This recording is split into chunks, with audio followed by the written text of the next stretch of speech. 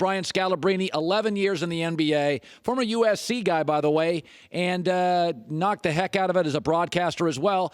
So you have some LA leanings, but I think you're starting to feel a little bit like I am. You live in New England now, right? Well, first of all, how come you're not feeling like I am? Like, I want to know, because it's your show, and you're on the higher seat. You could be going my way. What do you mean? I'm not agreeing with you. You're agreeing with me. No, it's my show. All right, gotcha. Respect that. Okay, I'm the point guard. You're the very talented wing. No, I just stand in the corner. Go ahead. She's Feed the coach. me the ball. Joy's the coach. I am the owner/president. There you go. I am Jerry Jones. LeBron. Everybody knew it was mogul stage, and I've always had this theory on the greats. Jay-Z, LeBron, it doesn't matter. The show-off stage, I'm good. I need to win Grammys, titles, Oscar stage. I need validation. And then you get to the point where it's like, I got all that stuff. I'm mogul stage. I love basketball, football, baseball, but I'm going to make some business decisions. Do you feel LeBron's all in on basketball? As all in as LeBron will be in the regular season living in L.A. Like, he can be more all in Cleveland, but in L.A. he has different shows, different things he wants to do, talking about being an owner.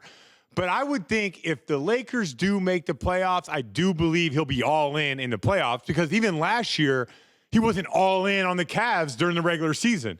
I mean, they were awful defensively. He was awful defensively, but he flipped the switch in the playoffs and went to a whole new level. So as all in as LeBron is ever going to be in the regular season, but it doesn't mean when the playoffs start, I don't think he's going to be thinking about the barbershop and all the other shows that he has going on. So I talked to somebody who in the last 7 to 8 years has been on a coaching staff with LeBron. I talked to him for about 15 minutes last night. And I said, should they get rid of Luke Walton? He said, no. You have to understand, when you have LeBron, there's just tension. Yeah. There's just rumors. What do you make of Luke Walton? What do you do with him? I mean, I think Luke has done, given the circumstances, a great job. I don't think at the beginning, the comment that really got me at the beginning of the season is when Magic Johnson said, we're not going to do it the way Cleveland did it. Cleveland doing it and going to the finals. Cleveland doing it and winning a championship. We're going to build this team differently. He was trying to reinvent the wheel around LeBron. You want LeBron to be good. You want to win with LeBron. You need guys that shoot and guys that play defense. The offseason, and I get it, they were limited because they wanted to keep flexibility moving forward with their cap space. But the guys they get, I don't think are great fits for LeBron. And I think for Luke Walton, that's a ton of pressure to try to coach a team where everyone in L.A. thinks that because we have LeBron, we're going to win a title, or because we have LeBron, we're going to beat the Warriors and go to the finals. I think those are unfair expectations. At the beginning of the season, I said the Lakers are going to be fighting for the 7th, 8th spot, and they'll be in there with a few teams. There'll be 4 teams fighting for 2 spots. I believe, regardless if LeBron got hurt, didn't get hurt, took some games off or whatever, I thought that they would be fighting. So right now, my expectations from all the people that they have missed, all the games that they've missed because of injury, I think they're right where they're supposed to be. So I'm not going to blame Luke Walton for this one.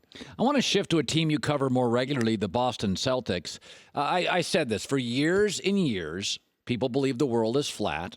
And then Aristotle tweeted that it wasn't, and Magellan retweeted. That was pretty funny. Okay, and now we acknowledge, okay, you have to sometimes look at data. Okay. The Celtics, down across the board, are a more efficient team offensively and defensively without Kyrie. That's not a shot at Kyrie. No. Wait, when you say without Kyrie, you mean when Kyrie doesn't play or when he's off the floor? Because those are two different things. When Kyrie does not play and they go into a game, they are 9-2. 9-2. They are more efficient. They pass it more.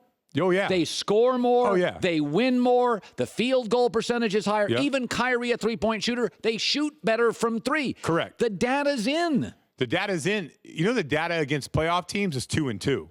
You know, those other 7 wins are all against non-playoff teams. The Clevelands of the world, the Bulls of the world, like those type of teams. Well, those teams count too. I know they all count, but with playoff teams, with Kyrie, you cannot. And they're 2-2. The 2 losses they had was Utah at home and Brooklyn when they got their doors blown off in Brooklyn. And they could not answer a run without Kyrie when D'Angelo Russell was going off in the quarter. So when people say 9-2, you can't look at 9-2 as just a number. You have to dive into what is that 9-2.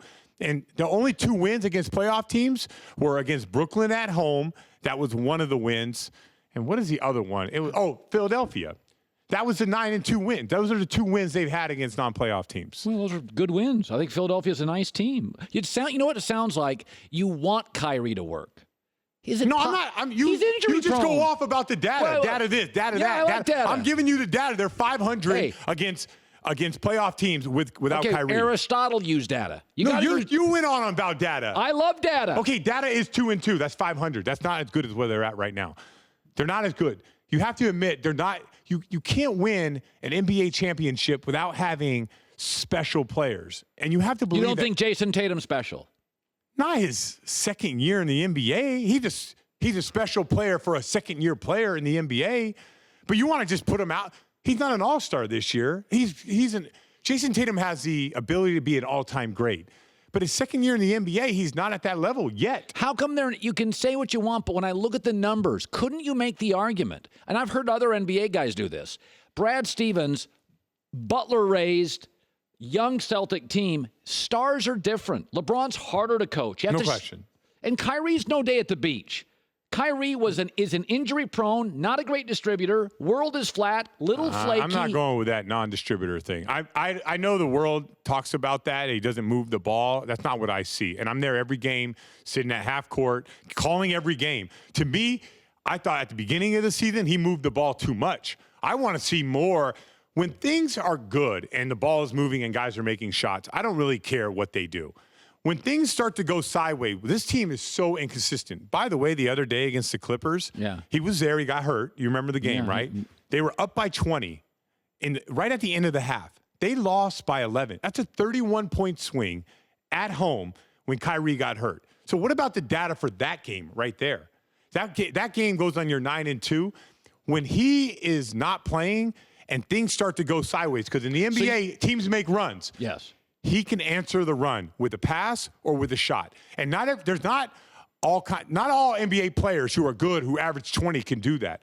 I think one of the best I've ever seen, Tim Duncan's loud 14 points a game when he would score toward the end of his career. Popovich knew the team was on a run. I'm going to Tim Duncan. He's going to stop this run. LeBron does that in tough, tight games in the playoffs. Or he comes out of a timeout, knows he gets a bucket so he can get the momentum back. Kyrie makes momentum-changing plays when things are going sideways. So in the playoffs, it's momentum. Right now, the Celtics are inconsistent. Kyrie has the ability to get them on track. I would never give him up and think that the Celtics were ever a championship caliber team without him. So since you're anti-analytics and data. No, I'm not anti. I just gave you it seems that you're close to it.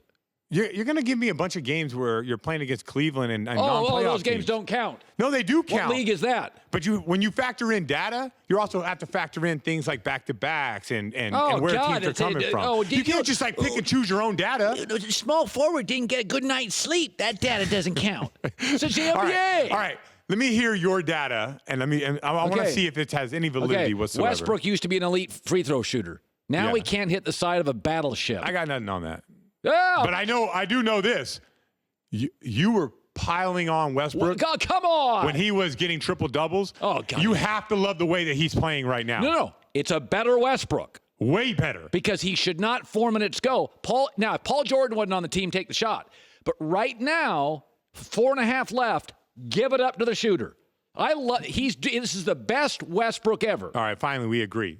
Because, we've disagreed on him. I'm like, getting a triple-double is hard to get. Oh, I love the way that he's playing right now. I think if you ask any coach going against him, they would say, I want the old Westbrook to stop. No, I agree. Yeah. But when I used to say that, guys like you just tore me out. No. I'm not. You can't discredit a guy for getting points, rebounds, and assists. Come on. He was a rigid ball hog. A rigid ball hog. He had a rigid. Give me a different type of ball hog. Well, I want to hear that. Like James Harden is a smooth ball hog. He was a very rigid player, living kind of an insular game. This is what I'm going to do. I'm not going to change. As Durant would sit in the corner shaking. Yeah, sure. I agree with that. Okay. I had no idea he even had to send him. I would have thought that if you have Durant on your team, that you would be a facilitator to a certain extent. Like the guy has it going. Let's keep it. Let's go to the well, feed the pig, whatever you want to call it. But he didn't for a long time. And he's doing it with Paul George, and now he's so good at doing it, he's making Paul George an MVP candidate. Yes. That's unbelievable. Yeah. So can I at least get a little bit of credit for him? But by the way, have I given him no? He's been a hater. He's been a Westbrook hater. You have been. So you're acknowledging the previous 9 years I was nails. I was right. I was willing to be honest. Well, you're admitting that he was a rigid player. No, I didn't say rigid. What did you say? Word. I said, I'm not saying anything about it. I thought it was pretty impressive what he did before. I just think that this guy is harder to stop. And statistically, they win much more That's when all he I care. has triple doubles than when he Well, doesn't. they also win more when he shoots less than 20 times. So the triple double's less important. What's really important is shoot 13 times, 4.5 to go, find your MVP wing. I will say I love the way that he's playing now. I love his approach to the first 6 minutes of the game. I'm going to get Steven Adams, the big fella who's going to go to war for me and battle on the boards. Yeah. I'm going to get him going.